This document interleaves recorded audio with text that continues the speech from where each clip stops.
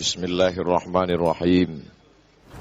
Assalamualaikum warahmatullahi wabarakatuh.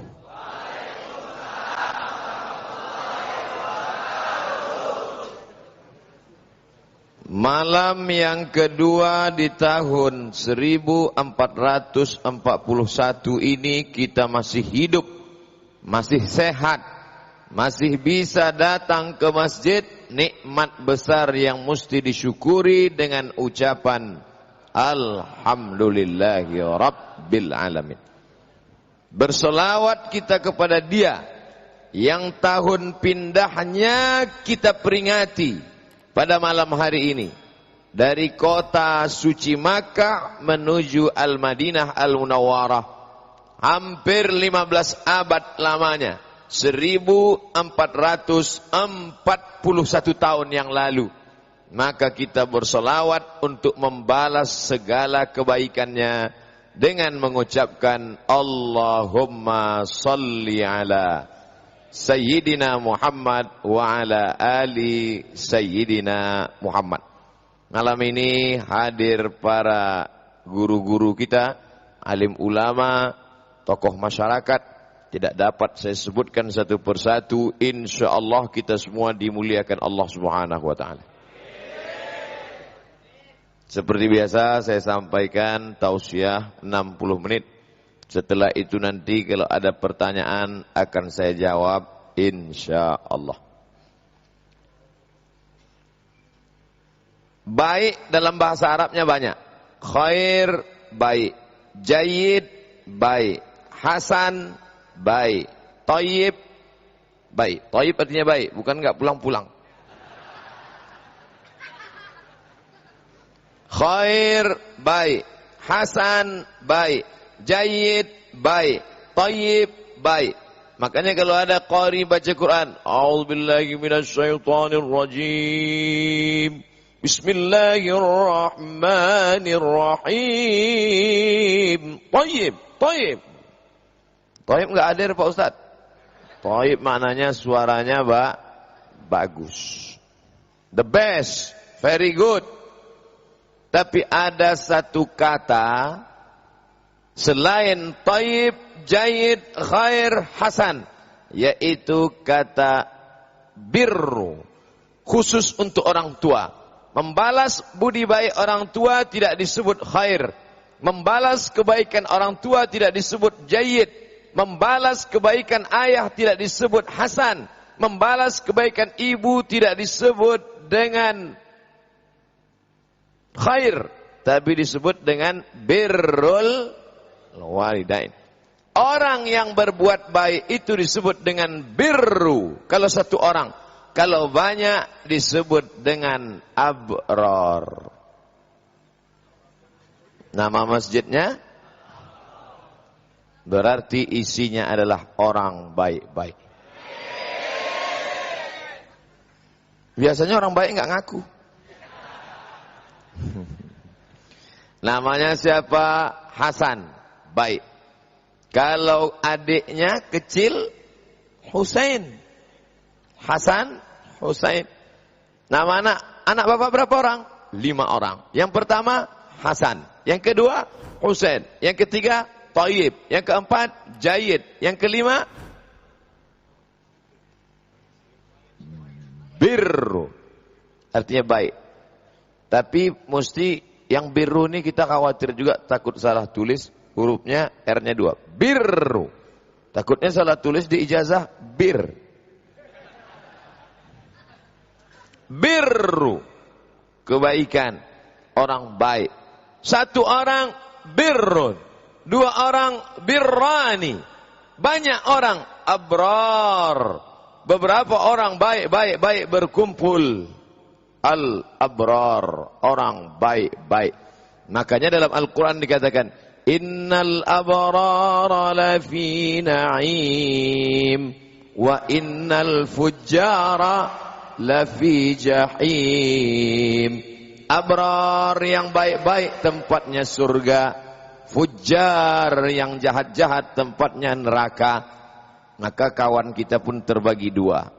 Kalau yang tadi pagi ngajak kita makan, dia bayarkan, itu abror. Kalau pas bayar dia pulang duluan, fujar. Tidak, mungkin dia lagi nggak ada duit. Belum turun gajiannya. Jami, apa bedanya dengan masjid? Kalau masjid hanya ada sholat subuh, zuhur, asar, maghrib, isya. Tapi nggak ada sholat Jumat. Maka disebut dengan masjid. Di Madinah ada masjid Sayyidina Ali, ada masjid Abu Bakar, ada masjid Umar, ada masjid Humamah. Masjid di dekat Masjid Nabawi tidak ada sholat Jumat. Disebut dengan masjid saja. Masjid titik, masjid, nggak ada embel-embelnya. Tapi kalau ada sholat Jumatnya, maka disebut dengan masjid jami. Di sini ada sholat Jumatnya, mimbarnya mana? Dalam fikih cuma ada dua, masjid dan masjid jami. Sampai ke Indonesia, orang Indonesia kreatif, jadi 7. Masjid Raya, Masjid Agung, Masjid Besar, Masjid Islamic Center, surau, langgar, musola. Hebat. Orang kita ini keren. Saya di Mesir 4 tahun makan martabak aja. Sampai ke Indonesia martabak Mesir. Yang nggak pernah ditemukan di Mesir. Luar biasa. Orang kita ini orangnya kreatif. Sampai kepada istilah-istilah agama. Jadi sebenarnya surau, langgar, dan musola itu namanya tetap masjid. Makanya kalau masuk surau, masuk musola. Di Minangkabau, Sumatera Barat, di Padang, Bukit Tinggi namanya surau. Di Kuala Lumpur, surau. Kalau di Jawa, langgar. Makanya orang Jawa di langgar nggak mati. Sedangkan kita biasa menyebut musola. Ustaz Somad, ya, kalau masuk surau, langgar, ada tahiyatul masjidnya. Iya, masuk usolli sunnatan tahiyatul masjid. Jangan usolli sunnatan tahiyatul langgar. Karena dia tetap masjid. Boleh iktikaf di dalam. Dan di dalamnya mendapatkan pahala iktikaf. Nawaitul iktikaf fi masjid jami al-abrar lillahi ta'ala. Jelas satu masalah. Saya ceramah nggak berani membahas yang tidak ada di baleho.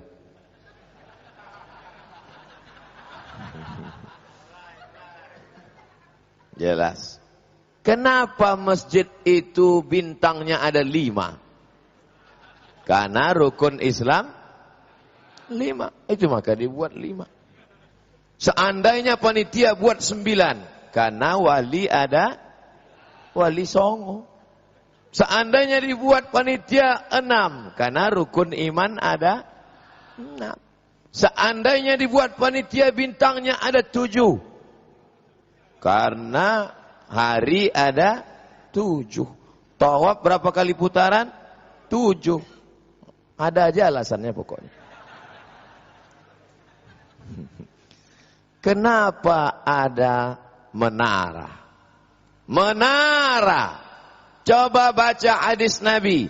Apakah Bilal azan di atas menara? Bilal azan di atas satah. Satah artinya atap rumah orang. Bilal azannya di atas satah, di atas atap rumah. Karena zaman Nabi tidak ada menara. Makanya kalau ada orang mengatakan, kalau tidak ada di zaman Nabi dibuat berarti bid'ah. Itu menara bid'ah. Wa kullu bid'atin dhalalah wa kullu dhalalatin finnar. Yang buat menara masuk neraka, arsiteknya masuk neraka, yang buat gambar ini pun masuk neraka. Kapan muncul menara? Ketika pada masa Umar bin Khattab dikirimlah sahabat Nabi namanya Umar bin Abdul Aziz, dan mereka sampai Oh salah, ulang lagi. Nanti pas mau di-upload tolong diedit. Pada masa Khalifah Umar bin Khattab, ada seorang gubernur bernama Amr bin As, diutuslah ke Mesir. Begitu kapal mereka sampai di Mesir, mereka melihat ada tempat api. Tempat api itu bahasa Arabnya manar. Nar, api. Manara, tempat api. Bahasa kitanya mercu suar. Tempat api di tepi laut Mediterania. Nama kotanya Alexandria. Didirikan oleh raja dari Yunani bernama Alexander the Great. Dulu orang kalau buat nama kota itu pakai nama pendirinya. Kotanya didirikan Alexander, maka disebut kota itu Alexandria. Seandainya saya menaklukkan kota, saya buat kota itu namanya Somalia. Begitu mereka sampai ke Alexandria, mereka melihat ada menara. Lalu muncullah ide umat Islam. Oh, bagus kalau menara ini kita ambil. Apinya dibuang, yang naik ke atas adalah muazzin. Karena kalau atap rumah tidak terlalu tinggi, tapi kalau menara tinggi. Makin tinggi orang, maka suaranya makin lantang. Contohnya, ini penceramah tinggi. Coba kalau saya duduk di bawah, maka tinggi. Allahu Akbar, Allahu Akbar. Muazzin naik ke atas menara mengumandangkan azan. Itulah asal muasal cerita menara. Tapi sekarang muazzinnya di bawah, suaranya ke atas. Yang membawa adalah kabel. Kalau kebetulan orang Medan, kabel. Tapi kalau orang Jakarta, kabel. Dulu pakai kabel, sekarang tidak pakai lagi. Wireless. Less tidak. Wire tidak pakai wire. Wireless.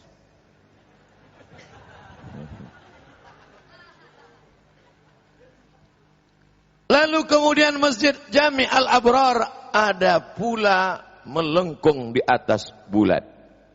Apa namanya? Kubah. Masjid Nabi tidak pakai kubah. Tiangnya batang korma. Dindingnya batu yang dijemur dari tanah liat kering, lantainya pasir, dan atapnya hanya pelepah korma yang dianyam. Tidak ada kubah. Masjid Al-Abrar pakai kubah. Dari mana kubah ini datang? Coba lihat bangunan-bangunan Romawi Bizantium. Pintu masuk kota Paris, Perancis, pakai kubah. Bangunan katedral di Moskow pakai kubah. Maka kubah datang pada masa pemerintahan khalifah-khalifah setelah Khulafa Rasyidin. Ketika Islam sampai ke Bizantium Romawi, akhirnya umat Islam melihat kubah. Wow, amazing. Kubah bagus, kita ambil. Apa manfaat dari kubah? Sirkulasi udara naik ke atas sehingga tidak perlu pakai AC. Makanya masjid ini nggak pakai AC. Ada, cuman nggak hidup.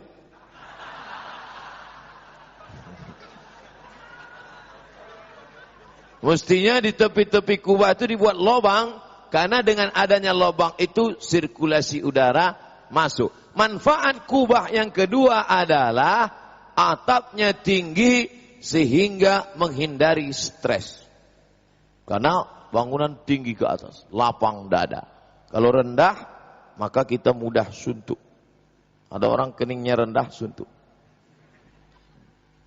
Manfaat yang ketiga, dengan adanya kubah berarti membuat tiang melengkung. Dengan tiang melengkung, maka tidak ada tiang di tengah. Kalau tidak ada tiang di tengah, maka shaf tidak putus. Saya senang ceramah kalau begini. Shaf tidak putus karena tak ada tiang. Dan yang paling penting, tidak ada jamaah yang nyender ke tiang. Yang ke dinding nggak apa-apa. Ke tiang jangan, nggak perlu ditarik. Nggak apa. Mau jamaah, mau nyender, mau tidur nggak apa-apa. Zaman edan sekarang orang sudah mau ke masjid sudah alhamdulillah. Terserah. Nggak pernah saya marah sama jamaah. Apa ini nyender? Nggak. Mau tidur tidurlah. Yang penting kameranya hidup. Andai semuanya tidur, saya ceramah aja sama TV itu. Jamaah sekalian. Saya biasa ceramah nggak ada jamaahnya. Saya berdua aja sama kamera. Berdua. Wah. Datang orang lihat, ini gila apa Ustaz? Jadi jangan kita mudah menuduh bahwa semuanya mesti ada dari Nabi Sallallahu Alaihi Wasallam. Tapi segala kebaikan-kebaikan kalau tidak bertentangan dengan syariat Islam, maka itu boleh diamalkan. Termasuklah antara menara dengan kubah. Adapun tulisan di bawah DKM itu artinya Dewan Kemakmuran Masjid. Kalau ada panjangan yang lain nggak apa-apa. Ada gambar saya. Masya Allah. Dulu saya pakai baju putih terus. Sampai jamaah, Ustadz kok nggak ganti baju? Akhirnya datanglah orang Cirebon, ngasih saya batik Cirebon. Mereknya Casio. Kasih orang. Ini batik dari Cirebon yang paling mahal, pakai kotak. Saya pas ngeliat kotaknya, wah, belum pernah saya beli batik semahal ini. Lembut. Kalau nggak percaya, peganglah. Kajian akbar peringatan tahun baru Islam 1 Muharram 1441 Hijrah, Ahad. Hari pertama Ahad, hari kedua Itsnain, pakai tha, Itsnain. Tapi karena orang kita payah bilang Itsnain, hari apa? Senin. Hari ketiga Wahid, Itsnain, Salasah, Sulasa, Selasa. Hari keempat Arba'ah, Arbi'a, Rebo. Hari kelima Khamsah, Khamis, Kemis. Hari kelima, hari keenam berkumpul. Hari kelima Jumu'ah, Ahad, Itsnain, Selasa, Arba'ah, Khamsah, Khamis. Hari keenam Al-Jumu'ah, karena sholat Jumat jamaah, jamaah berkumpul, jamaah berkumpulan, Jum'ah hari berkumpul, hari Jumat, malam Jumat perkumpulan, hari Jumat berkumpul sholat Jumat, dan hari yang ketujuh adalah hari Sabat. Hari Sabat namanya. Orang Yahudi disuruh milih hari. Yahudi, ya, kamu mau ibadah hari apa? Enak jadi orang Yahudi. Milih. Disuruh ibadah hari Senin, ngelawan. Hari Selasa, ngelawan. Hari Rabu, ngelawan. Akhirnya Allah nanya, Yahudi, ya, mau ibadah hari apa? Hari Sabtu aja ya Allah. Oke. Komitmen ya. Kalau sudah pilih hari Sabtu, jangan ngeyel. Oke. Begitu perintahkan ibadah hari Sabtu, Allah uji. Mereka tinggal di tepi laut. Palestina yang sedang dijajah Israel sekarang, itu letaknya di tepi laut. Wa yauma la yasbituna la ta'tihim. Pada hari Sabtu ikannya datang banyak. Hari lain enggak ada ikan. Pas mereka sedang ibadah, mereka enggak fokus ibadah. Ya Allah, mata mereka ngelihat ikan. Wah, ikan banyak. Apakah orang Yahudi lalu meninggalkan ibadah hari Sabtu lalu nangkap ikan? Enggak. Gimana caranya? Malam Ahad mereka bakar-bakar ikan. Maka Nabi yang diutus ke Yahudi Bani Israel nanya, Hei Yahudi, ya, Kalian kan dilarang nangkap ikan hari Sabtu. Betul. Kok bisa kalian sore-sorenya sudah banyak dapat ikan? Kami nggak pernah mancing ikan.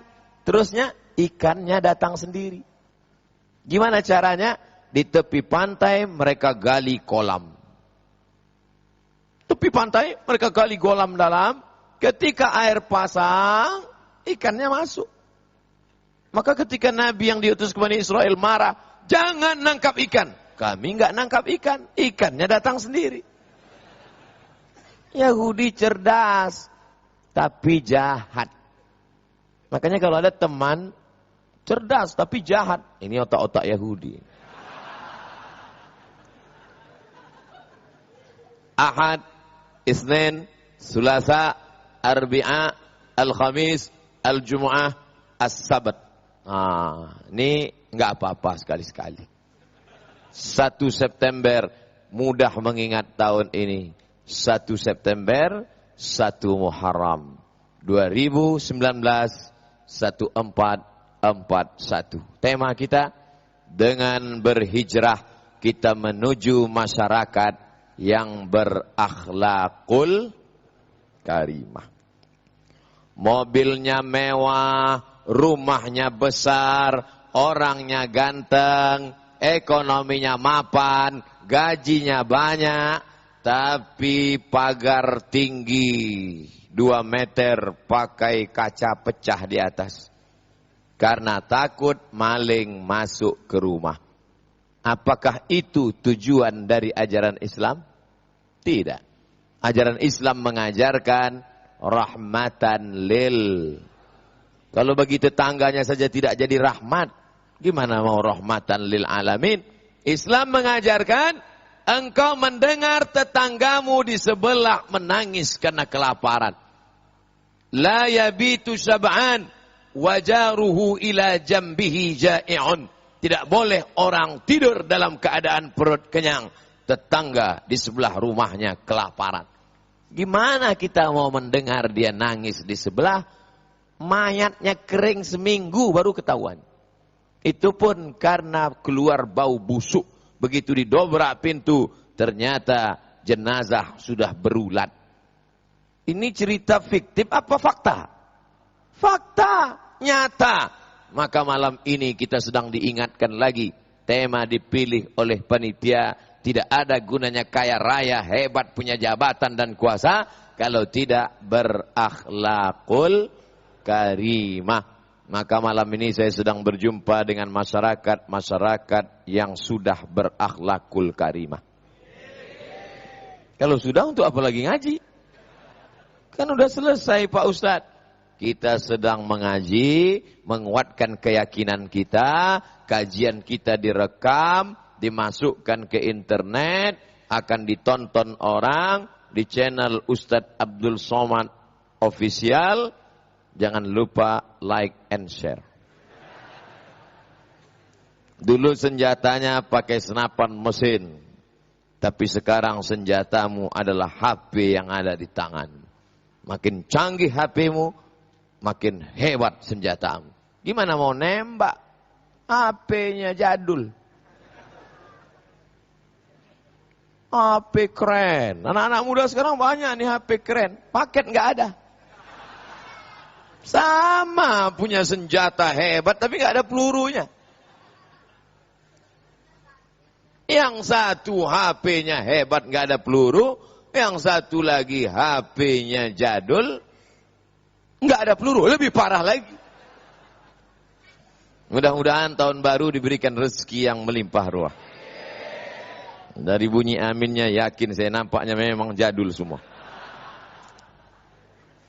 Saudara yang dimuliakan Allah Subhanahu wa taala, yang pertama, yang paling penting adalah akhlak kepada Allah. Akhlak kepada Ustadz nanti kita bahas. Akhlak yang pertama adalah akhlak kepada Allah. Bagaimana akhlak kepada Allah? La tad'u ma'allahi ilahan ahada. Jangan duakan Allah dengan Tuhan lain. Orang Arab musyrik jahiliyah, orang yang paling tidak beradab kepada Allah, tidak berakhlak kepada Allah. Karena selain menyembah Allah, mereka sembah Lata, Uzza, Manat, Hubal, Jibti, Taghut, Naham. Lain kampung, lain Tuhannya. Bayangkan itu. Lain desa, lain Tuhannya. Yang di sini nama Tuhannya Lata. Yang di sini nama Tuhannya Uzza, yang di sini nama Tuhannya Manat, yang di sini nama Tuhannya Hubal. Alhamdulillah kafir musyrik sudah mati semua. Bayangkan kalau kafir musyrik masih hidup sekarang, tiba-tiba rekaman ini ditonton sama kafir musyrik. Dan dia tersinggung.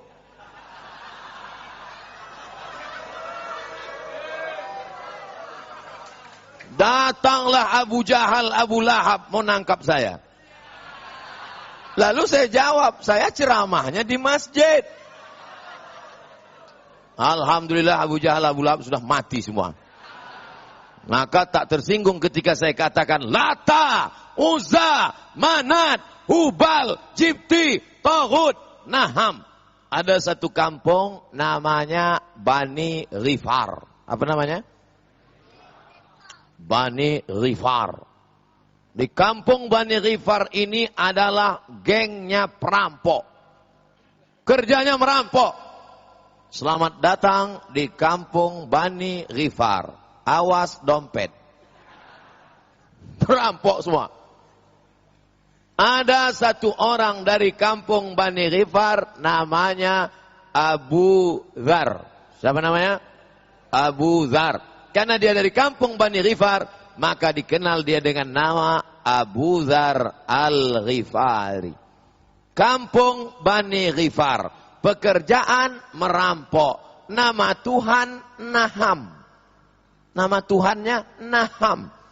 Naham itu kan artinya iya Pak Ustaz. Naam. Ini Naham. Hanya H besar. Naham. Maka datanglah Abu Dzar membawa susu.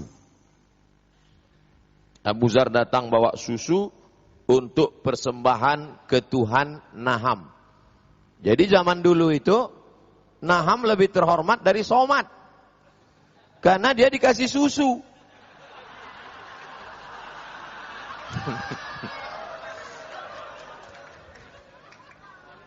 Tenang, ini jadi ceramah. Datanglah Abu Dzar membawa susu ke patung. Nama patungnya Naham. Hai Tuhan Naham. Iya. Dia nggak ada yang jawab. Jawaban ini saya yang buat. Hai Tuhan Naham. Ini aku kasih susu. Lalu susu diletakkan di depan patung Naham. Habis itu Abu Dzar pun berdoa. Ketika Abu Dzar sedang berdoa, datang anjing. Meminum susu satu gelas. Habis. Setelah susu habis, diangkatnya kakinya sebelah. Ini kencenginya. Abu Dzar lama melihat. Abu Dzar bengong. Yang dipikiran Abu Dzar, sedangkan air minum dia saja diminum, dia nggak bisa melarang. Dan ketika dikencengi tidak bisa membela diri. Tidak bisa menolak mudarat, tidak bisa mendatangkan manfaat. Untuk apa Jadi sebenarnya bertuhan ini simple saja. Kau onkan aja otakmu, insya Allah bertuhan. Ini banyak orang otaknya off. Sudah jelas dikencengi, nggak bisa nolong. Air susu diambil, nggak bisa. Akhirnya kata Abu Dzar, untuk apa aku nyembah ente? Akhirnya dia pun mencari agama.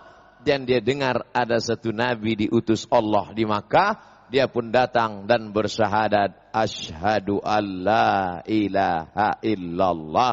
Wa asyhadu anna Muhammadar Rasulullah. Itulah mengapa Allah kasih kita afala taqilun. Kenapa kamu tidak Mikir, saudaraku. Ini Ini memang sekarang orang nggak ada lagi nyembah patung, tapi menyembah gelang, menyembah keris, diletakkan di dompet. Kalau Anda pegang di dalam dompet, menghadapi Pak Sekda, proposal lancar. Masukkan dompet. Sebelum masuk ke kantor wali kota, tiup 3 kali. Satu napas, auto reverse. Masuk kantong. Sampai ke dalam, dia yakin. Karena begitu sampai, kelihatan bapak pejabat di kantor wali kota pucat. Dia yakin, wah nampaknya keris yang saya bawa tadi sudah nampak efeknya. Padahal bapak tuh kena sakit darah rendah. Karena dia selalu terlampau porsir kerja. Nggak ada hubungan. Tapi karena sudah menjadi keyakinan, rusak akidahnya, dia percaya. Begitu saking pedenya, dia pun duduk. Lupa rupanya keris tadi keluar. Tertusuk pantat. Akhirnya sakit, nggak bisa duduk. Saya bukan mau ceritakan saya kenapa nggak duduk. Saya tidak duduk ini bukan karena tertusuk keris, bukan. Saya tidak duduk ini karena merasa tak layak duduk di atas kursi sementara alim ulama ada di bawah. Maka saya biarlah berdiri di atas. Biasanya kalau saya duduk ceramah 60 menit. Ini kalau berdiri ini ya nggak sampai lah. Sampai insya Allah. Saudara yang dimuliakan Allah, saya ngelihat jam itu dari tadi, kenapa nggak berubah? Saya ceramah masih kurang 10. Cerita lagi saya tengok kurang 10. Akhirnya saya curiga. Untung saya bawa jam dari rumah. Rupanya udah 9:05. Itulah pentingnya kita punya keyakinan sendiri, jangan melihat keyakinan orang lah. Yakin bahwa jam kita 9:05. Kenapa kita percaya pada jam mati?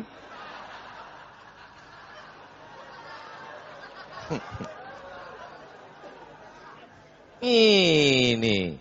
Jadi nampaknya memang Masjid Jami Al-Abror ini memerlukan baterai. Saudara yang dimuliakan Allah Subhanahu wa taala. Akhlak yang pertama, jangan kau duakan Allah, jangan kau tigakan Allah. Apa kata orang Yahudi? Wa qalatil yahudu yadullahi maghlulah. Orang Yahudi berkata tangan Allah terbelenggu. Tangan Allah kata dia terbelenggu. Jadi Allah itu gini. Bal yadahu mabsutatan. Kuasa, kudrat, iradat Allah terhampar luas. Jangan kau katakan tangan Allah terbelenggu. Wa qalatil yahudu Uzairun ibnullah. Orang Yahudi berkata Uzair anak Allah. Yahudi berkata Allah punya anak laki-laki namanya Uzair. Dibantah Allah dalam Al-Quran.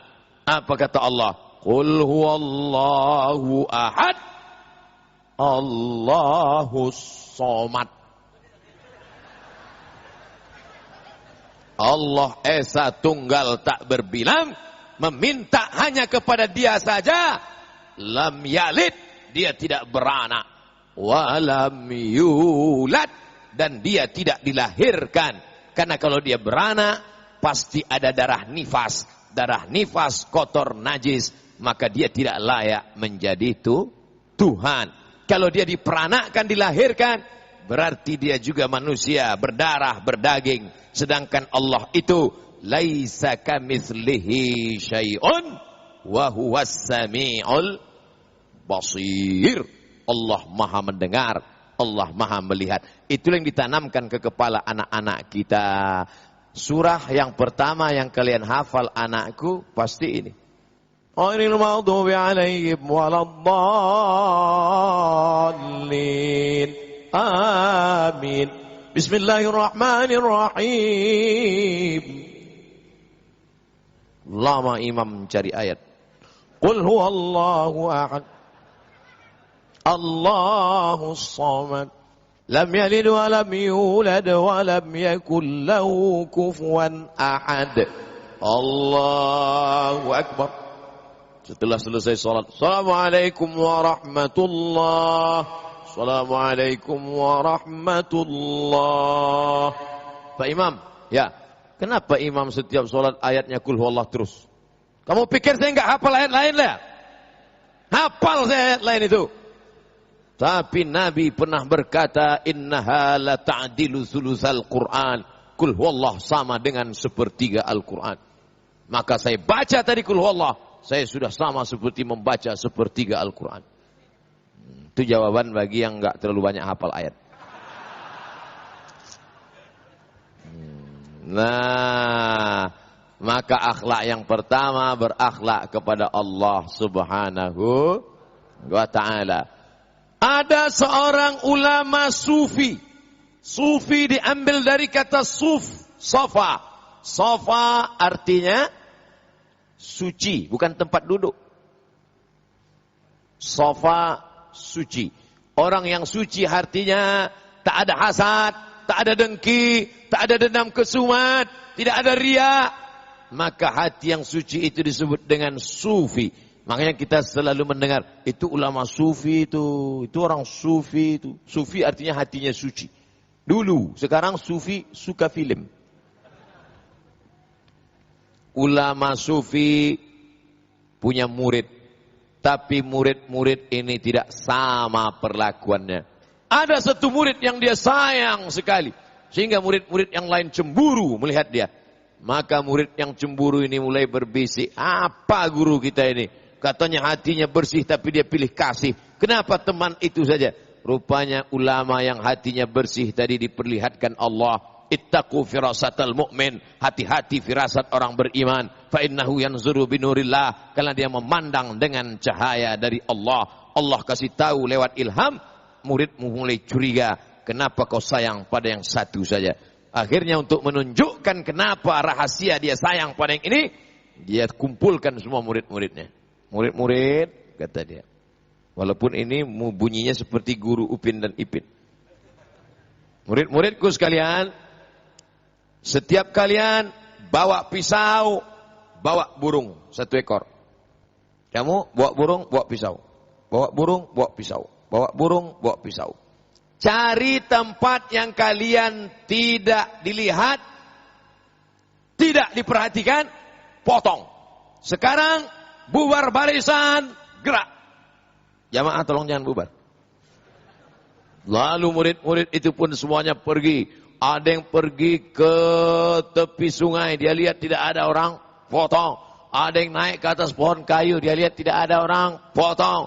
Yang satu masuk ke gua, dia lihat tidak ada yang melihat, potong. Yang satu masuk ke sungai, tidak ada orang, potong. Sejam kemudian semua datang membawa burung dengan kepala terpotong. Selesai, murid kesayangan datang, burung yang dibawa masih hidup. Kamu kenapa tidak potong? Kemanapun aku pergi, aku selalu merasa dilihat dan diperhatikan. Pergi aku ke pokok kayu, ada yang melihatku. Pergi aku ke sungai, ada yang melihatku. Pergi aku ke dalam gua, ada yang melihatku. Siapa dia? Allah. Barulah yang lain sadar. Oh, ternyata kasih sayang guru jatuh kepada murid ini bukan karena pandainya, bukan karena IP-nya, bukan karena kayanya, tapi karena akhlaknya kepada Allah. Dimanapun dia berada, selalu merasa diperhatikan oleh Allah. Ada murid sekarang begitu? Ada. Tiba-tiba murid datang membawa burung masih hidup. Kenapa tidak kau potong? Guru, kemanapun aku pergi, CCTV selalu mengikuti. Saudara yang dimuliakan Allah, itulah makna tauhid, berakhlak kepada Allah. Karena banyak orang berakhlak kalau di depan manusia, tapi tak ada akhlak depan Allah. Jangankan masalah dosa, masalah solat saja beda kalau di depan orang sama di depan Allah. Di depan orang tahiyatul masjid, Allahu Akbar. Setengah jam berdiri. Ente kok lama sekali? Iya, Ayatnya Yasin ya? Enggak. Terus kul huwallah. Kok lama? Ulang-ulang lama-lama. Tapi kalau sholat duha sendirian di kamar,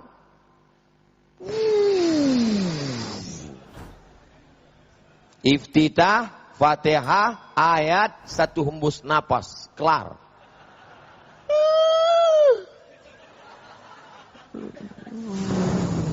Langsung, selesai. Ente sholat apa tadi? Sholat duha, kok cepat sekali? Sholat ente nggak diterima, nggak ada tumak ninah, cepat sekali. Masih syukur aku sholat, kawanku nggak sholat lagi. Mana akhlak kita kepada Allah Subhanahu wa ta'ala. Diundang sama Pak Wali Kota, besok anak-anak Karang Taruna supaya datang ke kantor Wali Kota karena akan ada pemberian penghargaan sertifikat. Masing-masing seminggu lagi langsung pergi ke tempat tukang jahit jas. Oh, masalah bayar belakangan. Langsung lihat di kaca, gimana? Sudah menarik. Hanya untuk menghadapi wali kota. Tapi menghadap Allah Subhanahu wa ta'ala pakai kaos oblong. Kaos oblong pendek, celana jeans, koyak. Allahu Akbar, nampak lah belakang. Ustaz kok tahu? Saya di belakang dia. 3 hari saya tak lalu makan. Nengok pantatnya hitam. Ini true story. Kisah nyata, salatmu batal, orang lain ikut berdosa. Sengaja aku sampaikan di sini supaya berakhlak kepada Allah Subhanahu wa taala. Makanya pakailah celana yang paling mahal, pakai baju yang paling bagus. Ini contohnya. Pakai topi yang paling hebat. Ini tulisannya. Saudaraku yang dimuliakan Allah, ujian akhir semester. Saudaraku yang dimuliakan Allah Subhanahu wa ta'ala. Yang pertama, akhlak kepada Allah. La ilaha illallah. Sekarang masuk akhlak kepada Rasulullah sallallahu alaihi wasallam. Sallallahu ala Muhammad marhaba. Sallallahu alaihi wasallam marhaba. Tadi saya mau masuk, kata panitia, stop, jangan keluar mobil dulu. Saya tanya kenapa? Karena kalau ustadz keluar, itu pembacaan maulid bisa berhenti, mengganggu cinta mereka kepada Rasulullah sallallahu alaihi wasallam. Maka saya pun bertahan di dalam. Jadi jangan sangka saya sombong. Alah sombong gak mau keluar mobil. Mobil minjam aja sombong. Bukan begitu, brother. Ini adalah jangan sampai mengganggu orang yang berakhlak kepada Rasulullah sallallahu alaihi wasallam. Baca kitab Tanbihul Mughtarrin. Tanbih Al-Mughtarrin, peringatan bagi orang yang tertipu. Andai pembunuh Sayyidina Al-Husain itu masuk surga. Andai pembunuh Sayyidina Al-Husain itu masuk surga. Dan itu adalah aku. Dalam kitab Tanbihul Mughtarrin, nama penulisnya Syekh Abdul Wahab Asy-Sya'rani. Ingat saja mudah ingatnya, Abdul Wahab. Yang ceramah ini Abdul, jangan salah nanti. Nah, nanti pas ngasih tahu ada disebutkan dalam kitab Abdul Somad. Bukan, Abdul Wahab. Abdul Wahab Asy-Sya'rani, imam besar, hidup di abad ke-10, murid dari Syekh Jalaluddin Abdurrahman As-Suyuti dalam Tanbihul Mughtarrin. Andai pembunuh Sayyidina Al-Husain itu taubat, masuk surga. Dan dia adalah aku. Lalu di akhirat suruh pilih. Mau masuk surga apa masuk neraka? Aku lebih baik memilih masuk neraka. Daripada masuk surga. Ketemu Nabi Muhammad. Malu karena pernah membunuh cucunya. akhlak bukan hanya kepada kakeknya, tapi kepada keturunan-keturunannya. Para habaib yang mengalir darah Nabi dalam badan mereka. Mudah-mudahan cinta kita kepada mereka membuat kita bersama dengan kakek mereka dalam surga Jannatul Firdaus. Dan di antara negeri yang paling banyak didiami para habaib, dari Sabang, dari Pulau Sabang, Aceh, turun ke Medan, turun ke Riau, turun ke Jambi, turun ke Palembang, turun ke Bengkulu, turun ke Lampung, turun ke Banten, turun ke Jakarta, ke Jawa Tengah, Jawa Timur, sampai ke Bali, naik ke Papua. Negeri yang paling banyak didiami para habaib adalah daerah khusus ibu kota Jakarta. Kenapa mereka pilih sini? Apa karena kapal mereka terdampar? Tidak. Tentulah karena ada suatu rahasia yang diberikan Allah ke hati mereka. Maka beruntunglah orang DKI, orang yang berada di sekitar ini, karena berada dengan para habaib keturunan Rasulullah sallallahu alaihi wasallam. Majlis-majlis maulid masih tetap ramai. Di luar sana majlis dangdut yang ramai. Tapi majlis maulid paling susah sekarang ngumpulin orang. Di zaman sekarang yang paling susah ngumpulin orang. Kalau nggak percaya tanya sama caleg. Susah ngumpulin orang. Dikasih sembako nggak mau datang. Dikasih baju kaos, bajunya diambil nggak datang juga. Tapi kecintaan kepada Nabi Muhammad sallallahu alaihi wasallam cukup dengan halu-halu. Jamaah sekalian, nanti malam ada maulid, para habaib, alim ulama, para kiai, silakan datang. Berduyun-duyun semuanya datang melimpah ruah sampai ini lantai berapa ini? Lantai 2. Saya lihat naik tangga tadi, lupa sampai ini lantai berapa. Di bawah tadi melimpah ruah. Terus kalau kita di atas, mereka di bawah ngelihat apa? Ada layar, screen. Alhamdulillah. Kemana saya harus menyapa mereka? Kamera ini. Hai.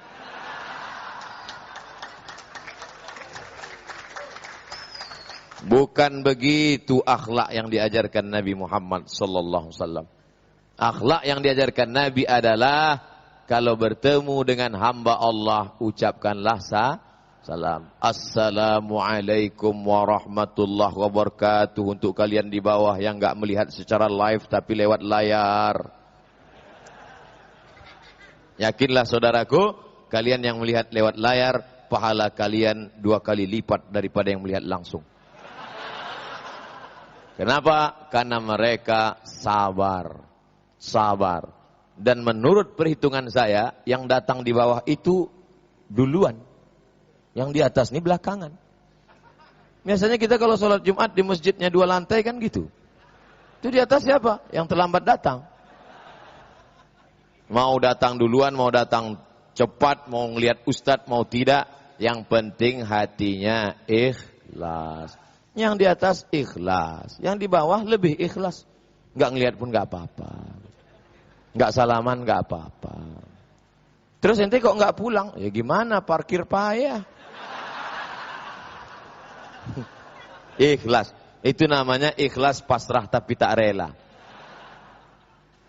Lihatlah bagaimana cintanya pengurus jamaah Jami' Al-Abrar. Setiap jendela-jendela ditulis Allah Muhammad, Allah Muhammad, Allah Muhammad, Allah Muhammad, Allah Muhammad. Ngapain ditulis ini? Tukang las kayak nggak ada kerjaan aja. Nabi Muhammad sallallahu alaihi wasallam ketika Nabi Adam alaihi salam makan buah apa yang dia makan? Buah khuldi. Diambil dari kata khalada, kekal, khuldi. Kalau kau makan ini kau akan kekal dalam surga, kata setan. Ternyata tidak kekal. Inilah sales penipu.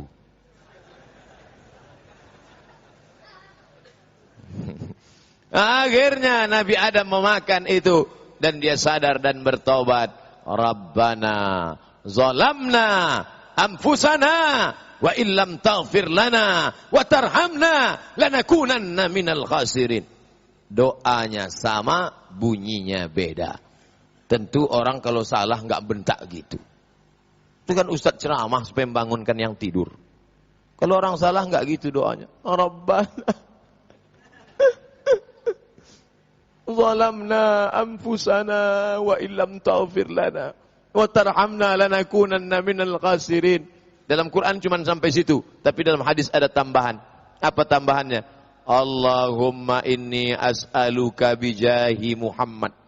Aku memohon kepada Engkau ya Allah berkat kemuliaan Muhammad sallallahu alaihi wasallam, ampunkan dosaku dan dosa istriku Hawa. Allah bertanya bukan karena tak tahu. Allah Maha tahu. Allah cuma mau ngasih tahu kepada yang tak tahu dan yang tak mau tahu. Hai Adam. Ya Allah. Nama siapa yang kau sebut tadi? Nama Muhammad. Kau tahu siapa itu Muhammad? Tidak. Kenapa kau sebut dia? Aku tidak tahu dia siapa. Tapi ketika engkau ciptakan aku dari tanah, kau tiupkan ruh ke dalam badanku, rafa'tu ra'si, ku angkat kepalaku, dan saat itu aku melihat tiang-tiang aras. Di tiang itu tertulis satu nama di samping namamu, dan nama itu adalah nama Muhammad sallallahu alaihi wasallam. Aku yakin dia pasti makhluk yang paling kau cinta, maka ku sebut namanya supaya kau ampunkan aku. Itulah makna tawassul dalam doa, mohonnya kepada Allah tapi dengan menyebut Muhammad sallallahu alaihi wasallam. Makanya habaib kiai-kiai kalau sebelum berdoa, ila hadratin Nabi Mustafa Muhammad sallallahu alaihi wasallam wa ala alihi wa ashabihi wa likafatil, bagi yang hafal. Kebetulan kiai sama habib enggak datang. Dia baru pulang dari pesantren tapi sering cabut. Silakan Dek, doa. Kacau. Ingatnya cuman ila hadratin. Silakan ila hadratin. Al-Fatihah. Yang lain ikut. Setelah itu mereka pun berdoa, ya Allah kami bermohon kepada Engkau dengan tawassul menyebut Nabi Muhammad sallallahu alaihi. Ini akhlak adab kepada Nabi. La tarfa'u aswatakum fawqa sautin Nabi. Jangan kau angkat suaramu melebihi suara Nabi. Abdul Somad, kenapa suaramu tinggi Pak Ustadz? Ini suara saya kuat bukan mau mengalahkan suara Nabi. Suara kuat ini untuk ngusir setan. Makanya tak ada yang tidur kan? Kalau saya ceramah itu saya lihat semua. Saya tengok udah ada agak-agak ngantuk. Jamaah sekalian. Saya tengok udah mulai ada qala Allah Ta'ala fil Qur'anil Karim. Hilang ngantuk.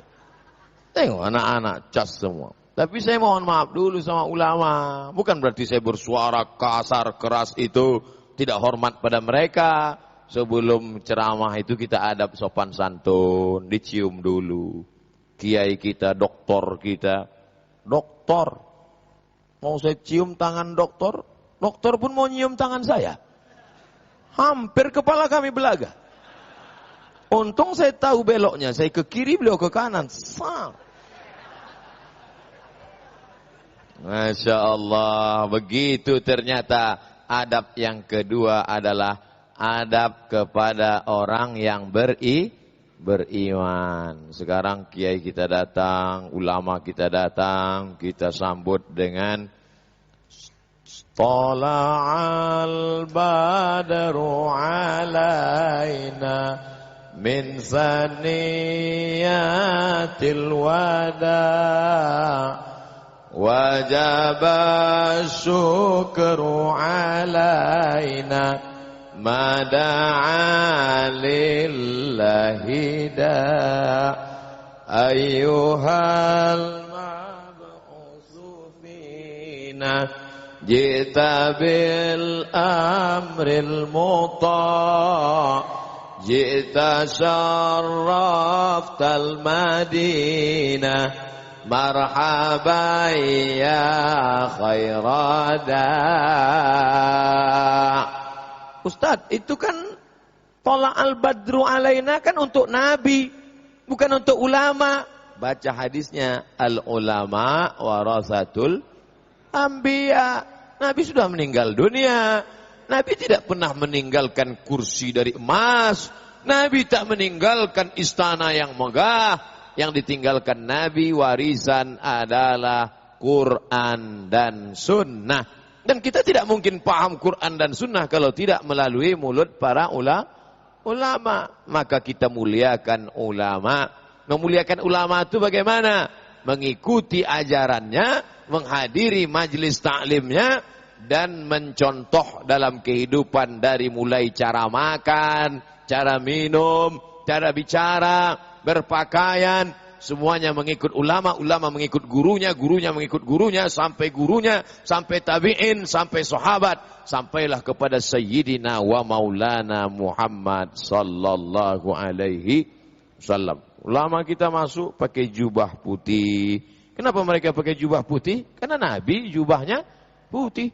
Mereka pakai sorban. Kenapa ulama pakai sorban? Karena Nabi pakai sorban. Ustaz kok enggak pakai? Saya bukan ulama. Saya cuma sering ikut-ikut ulama, ngutip-ngutip pendapat ulama, mencium tangan ulama, duduk-duduk sama ulama. Disangka wartawan, saya ulama. Akhirnya nular. Saudaraku yang dimuliakan Allah Subhanahu wa taala, muliakan para ulama, muliakan guru-guru kita, hadiri majlis taklim mereka, ikuti maulid Nabi, Isra Mi'raj, nuzul Quran, tahun baru hijrah. Itu tidak lain tidak bukan adalah cara untuk menghidupkan kembali syiar-syiar Islam. Sudah berapa akhlak yang kita bahas? Kepada Allah, kepada Rasulullah, kepada ulama pewaris para nabi. Udah jam 8:30. Saya mulai tadi 8:30. Sekarang 8:30. Ternyata di tahun 1441 ini waktu begitu cepat berlalu, saudara. Kita lanjutkan yang keempat, akhlak bersama orang-orang yang beriman. Bagaimana akhlak kita kepada orang beriman? Ma min muslimah ini ada dua orang muslim yaltaqiyani berjumpa, wa yatasafahani berjabat tangan, illa ghufira lahuma, diampunkan dosanya.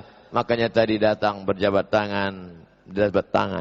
Kalau sampai berpelukan cipika-cipiki, bagus, yang jarang-jarang jumpa.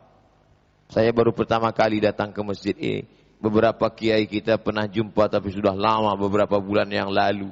Akhirnya berjumpa lagi, maka amat sangat baik. Kalau tidak bisa bersalaman, dari jauh dengan senyum. La taqiranna minal ma'rufi syai'a, jangan kau sepelekan perbuatan baik walaupun kecil. Apa dia? Antalqa akhaka biwajhin talqin, kau jumpa dengan saudaramu dengan wajah yang cerah, dengan wajah yang lepas. Seperti wajah bapak-bapak pada malam hari ini. Wajahnya cerah. Kenapa cerah? Lampunya terang. Ya cerah malam ini.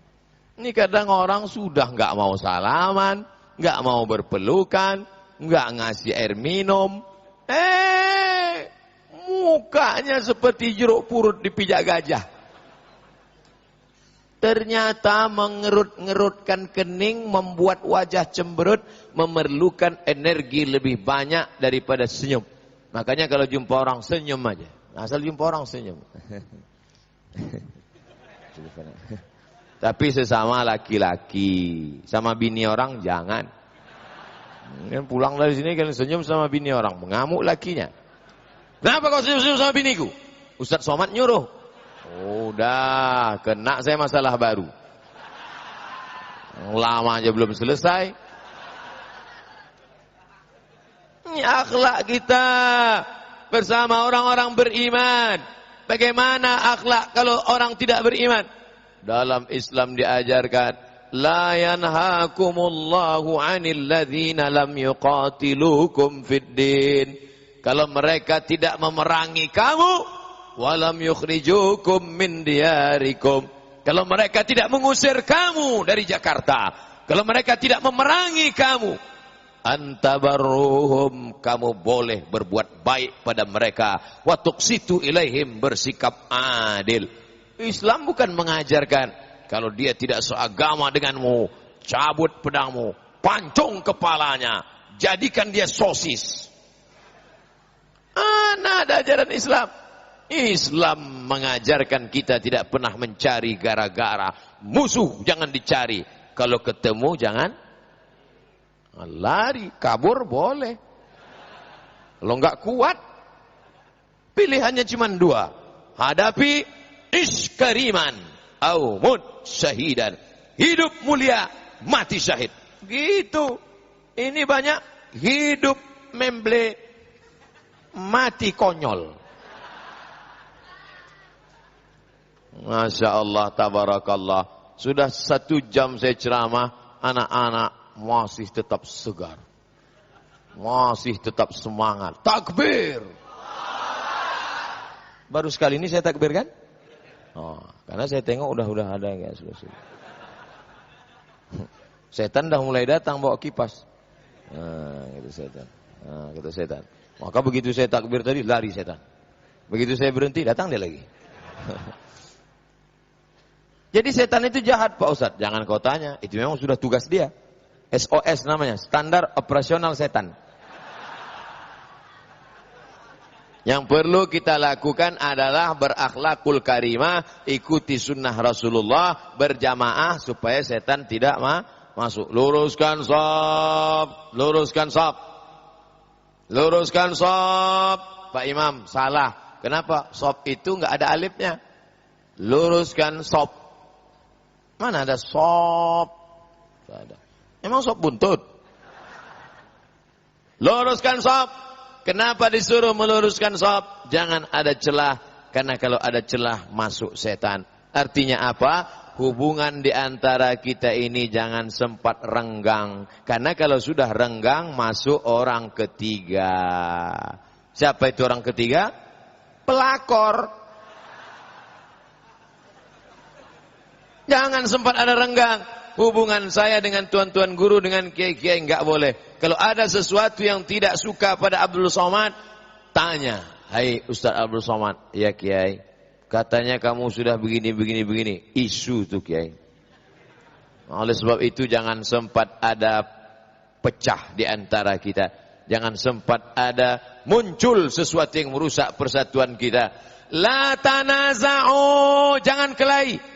Fatamshalu, kamu pasti akan gagal. Wa tazhabari hukum, kehilangan semangat. Kalau sudah kelahi, pasti akan gagal dan kehilangan semangat. Persatuan itu dijaga di dalam masjid. As-salatu khairum minan naum.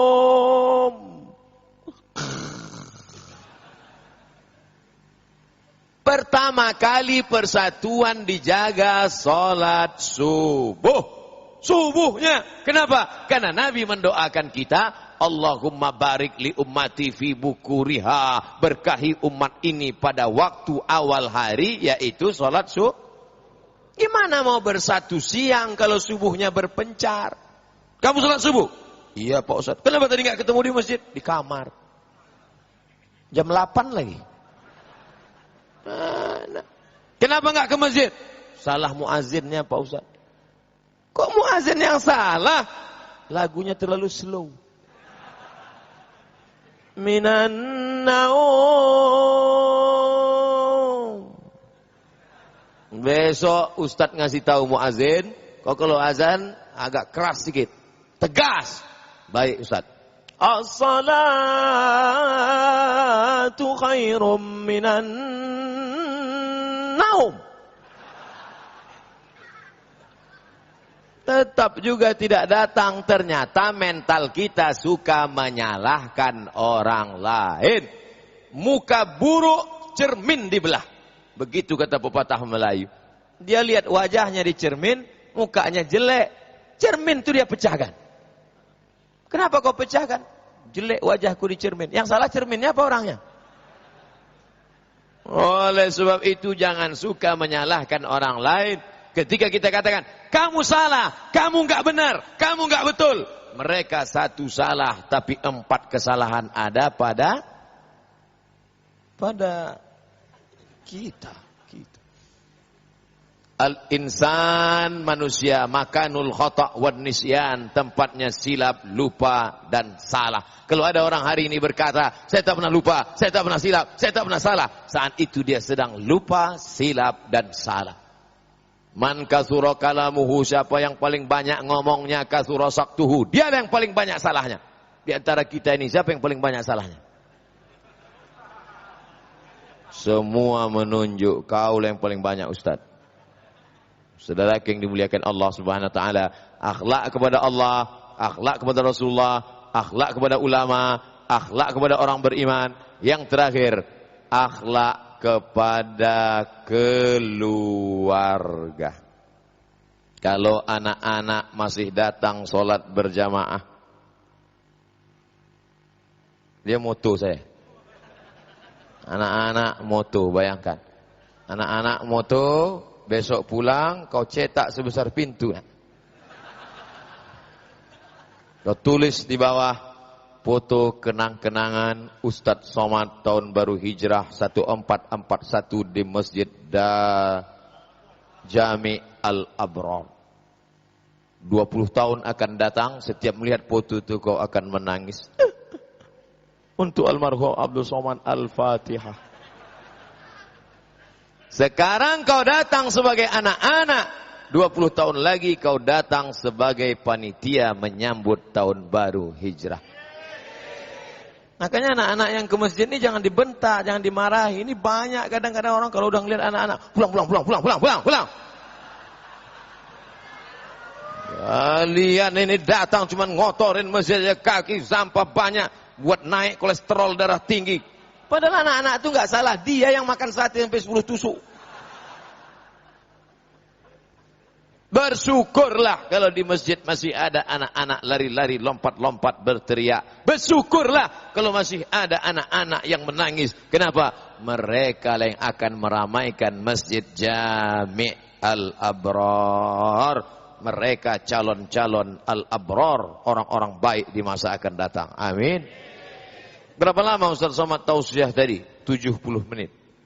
Apa yang dia sampaikan? 5 akhlak. Tak apa-apa aja dia cerita menara, cerita kubah, cerita bintang. Tak apa-apa aja dia ceritakan. Tapi kesimpulannya ada 5. Akhlak kepada Allah, akhlak kepada Rasulullah, akhlak kepada ulama, akhlak kepada orang beriman dan manusia, akhlak kepada keluarga. Dibawa mereka sholat, dibiasakan diajak anak sholat berjamaah. Tidak bisa kita suruh, kamu sholat, ngaji, bikin ngaji. Papa enggak, papa udah dewasa. Enggak bisa, harus kita bawa bersama. Barulah kita akan membawa mereka bersama para habaib, para ulama ke dalam surga Jannatul Firdaus insyaallah.